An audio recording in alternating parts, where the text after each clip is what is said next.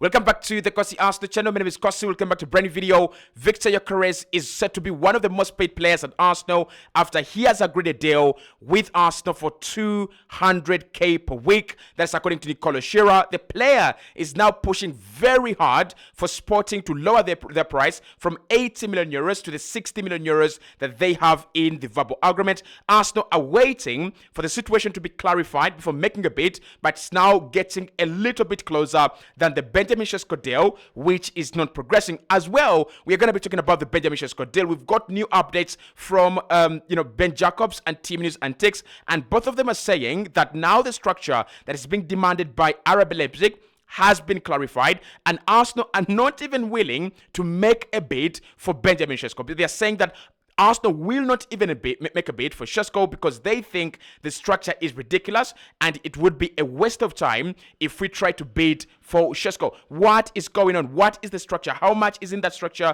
And why is it very, very complicated for Arsenal to make a bid for Sesko? We'll be talking about that. And there is talk, guys. There is talk about Watkins. And, Team News Antics is saying that with Sesko now becoming a little bit unlikely, Arsenal want to make Watkins a very, very viable option. We know that Manchester United have started their due diligence on Oli Watkins. But I would say if Arsenal really don't get Sesko and maybe we feel it's too much money being asked for Gyökeres, we should be going higher, not lower, for Oli Watkins. But I want your thoughts. If Arsenal don't get Gyökeres and we don't get Sesko, what are your alternatives? Is it Watkins again? Don't tell me Watkins, please. I mean, he's not a bad player, but we can do better, honestly. Hit the like button. Let's get into it. Let's start off with that story from Gyokerez, who has reported that Viktor Gyokerez is nearing a move to Arsenal from Sporting Lisbon. The Swedish striker has verbally agreed a contract with Arsenal until 2030. Now, this contract, more in the details, is going to make him one of the most paid players at Arsenal. I can see why Viktor Gyökeres was turning down Manchester United, turning down Juventus, because Arsenal promised him, we shall give you the money you want, we shall give you a very good salary. I mean, it was ridiculous that people were saying that his agent was asking for 300,000 per week.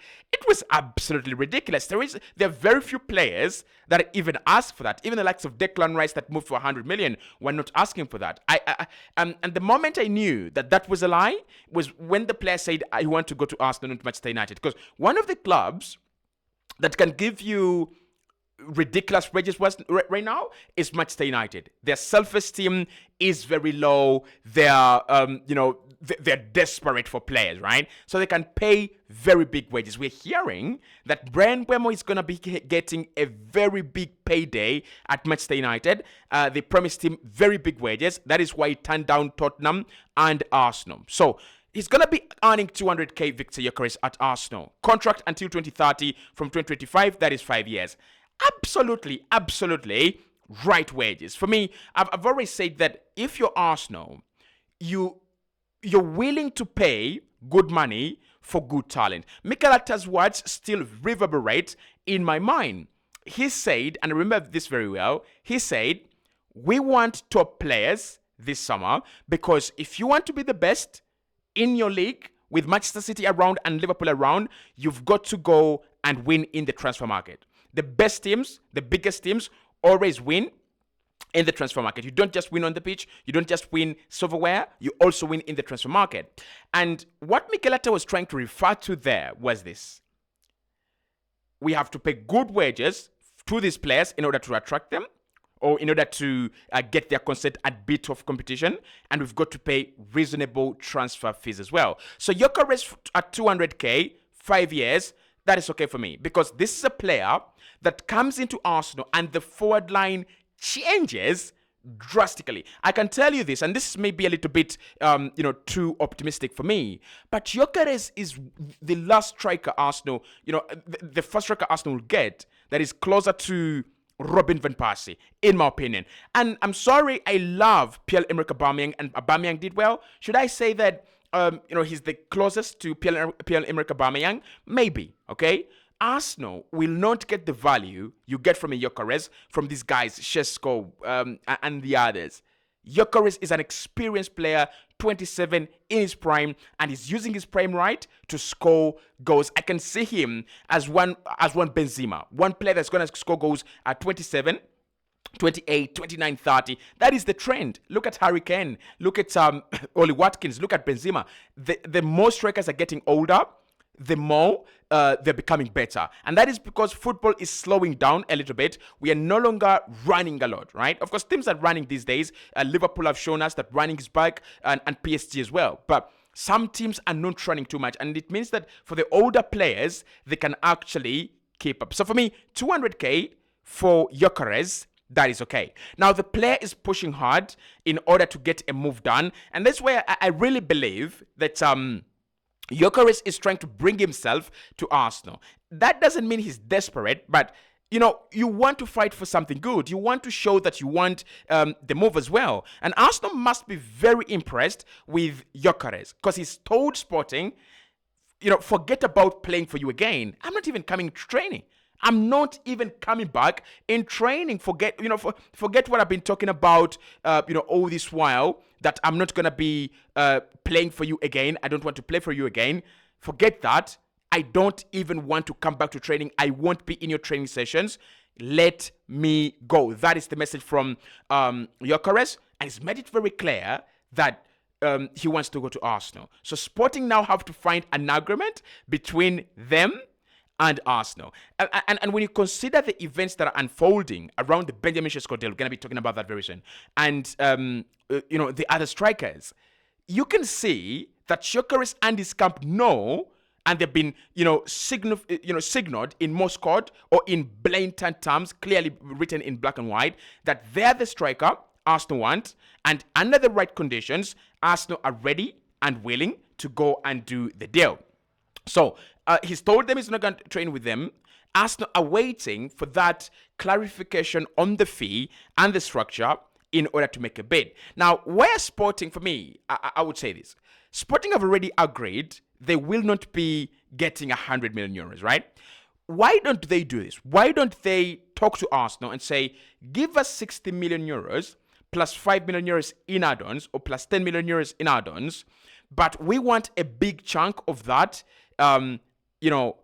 up front, right? Let's say you're paying us 60 million euros guaranteed, give us 25 million euros guaranteed, or give us 35 million euros guaranteed, not guaranteed, but up front, and then the rest of the money can come in installments, and then the add-ons should also be favorable. I think this is a deal that can be agreed. It is just that Sporting are trying to be greedy. They're trying to get a lot of money from a player that they know is not going to cost a lot of money, unless it's going to Saudi, guys. Unless it's going to Saudi, the MLS, China.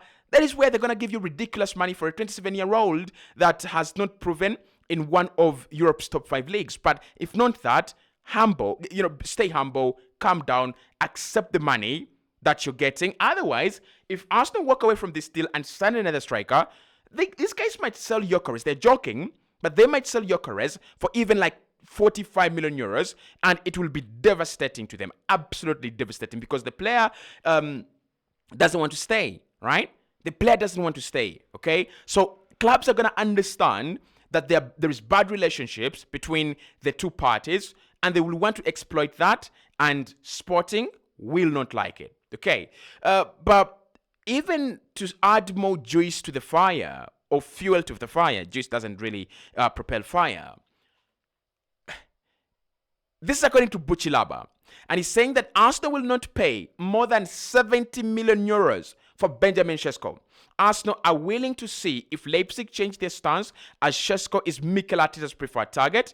He feels Sesko completes the team, right? And this is what Team News Antiques has said. Not Team News, Team News Antiques, really, has said about the situation right now. He says the original thought was that Leipzig wanted 83 million. Okay, I think the structure is as complicated as the fee, because I think that 83 million was all wanted up front. essentially like a release clause. And if you wanted to break it down, Leipzig wanted more money. Arsenal always thought Leipzig would budge and reduce their price. Arsenal obviously don't want to go to that amount, and it's been stuck there for quite some time. It seems it seems a bit of an impasse where we are right at the moment. And it says, Leipzig's point of view is Arsenal haven't put their best foot forward. I think Arsenal's point of view is there is no point with the numbers they're speaking. They're not going to put any foot forward, right? From him being our preferred target, I would say it probably looks very, very unlikely. It's not completely off or dead, but probably it won't happen. This is Team News Antics. Team News Antics was, amidst all the talk in May, June, that Gyökeres was Arsenal's number one target. He was one of the journalists that came out and said, Sesko is Arsenal's preferred option, and that is not changing. And he has never changed his mind. Very, very consistent guy. Meanwhile, he has come out and his message looks like it looks like he's giving up, right? It looks like Arsenal are ready to give up on the pursuit of Benjamin Sesko. And the reason for that is it is pointless, right? There is somewhere where he says here, and I love this really, because this shows that Arsenal are now a very, very serious club, and we are not going to mess about, and we're not going to let anyone play with us. He says that Leipzig's point of view is Arsenal haven't put their best foot forward. And and Arsenal's point of view is there is no point in putting any foot forward with the numbers that are being quoted for the player right now. So let me break this down for you. Essentially, what Team News Antics is saying, that the release clause of the player is 83 million euros. But if you're going to trigger the release clause, you have to pay much of that money up front. Upfront means that you don't have installments, right? You might have maybe 1 or 2 installments, right? But you have to pay the bigger chunk of that money quickly. And Arsenal are not going to do that. That is why we want to negotiate with RB Leipzig around the structure. But Arsenal want to negotiate with RB Leipzig in order to bring the price down from 83 million to 70 million euros, as reported by Buchilaba and Isaac Khan. And RB Leipzig are saying, well, if you want to pay in installments and you don't want to pay the 83 million euros as a release clause, then you've got to go higher. You've got to go up to 90 million euros or 95 or 100 million euros in order for us to give you the chance to pay this money in installments. And I think it was Florian Plattenberg with Philips Haynes who are reporting for Sky Sports German, and they said the structure is a little bit easy, right? But the problem is that the structure installments increase the overall package that they want for the player. And a club like Arsenal, trust me, are never going to make such a bad mistake, right? There is no way Arsenal paying 83 million for this guy. So Arsenal saying we have 70 million euros, and Arsenal have been discouraged by the structure and the numbers that they have not made any bid, and they are not willing to make any bids for Benjamin Sesko. Now, this is what I think, right? And I've talked about these deals for some time, and I've told you these ones will drag on, and I'll keep you updated every single day until we get to the final footing. What is really going on here is Arsenal underestimated Leipzig and their ability to hold out for a good deal, and Leipzig underestimated Arsenal and their ability to say no to nonsense. Because Arsenal have just said, that is nonsense, we are not interested.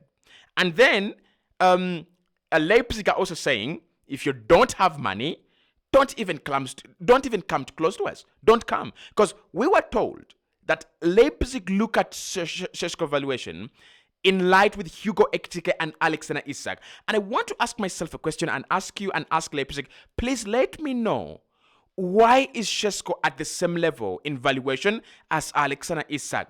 Because if you want to tell us that you look at him as Isak, then it should be Isak at Sociedad, and I think he moved for around 66 million euros.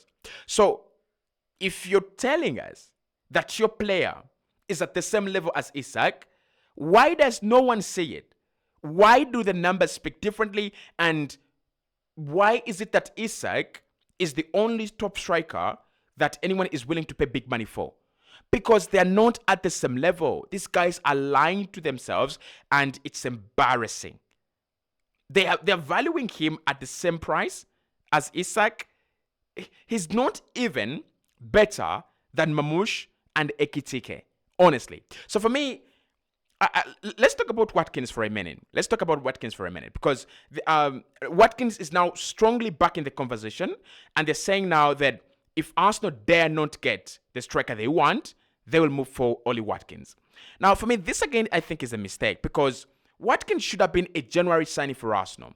If you're not getting Gyökeres and you're not getting Sesko, why don't we go a little bit higher? Maybe we can postpone one of the deals that we're trying to do. You can postpone the Madueke deal, because we have Ethan Wanyeri there, and you're also signing Eberich Eze, who can play there as well, and you could use Martin Odegaard in the same position, and a couple of others, right? So maybe we don't sign Madueke, and we add that money to a centre forward. If we don't get Sesko and Gyökeres, we need to be going higher. Ekitike, Isak, yeah, I'm not going to talk about Darwin Núñez because I don't believe in him as a player, but the whole point, in my opinion, is let us not go down to Watkins. He's not a bad striker, but let's go higher, right?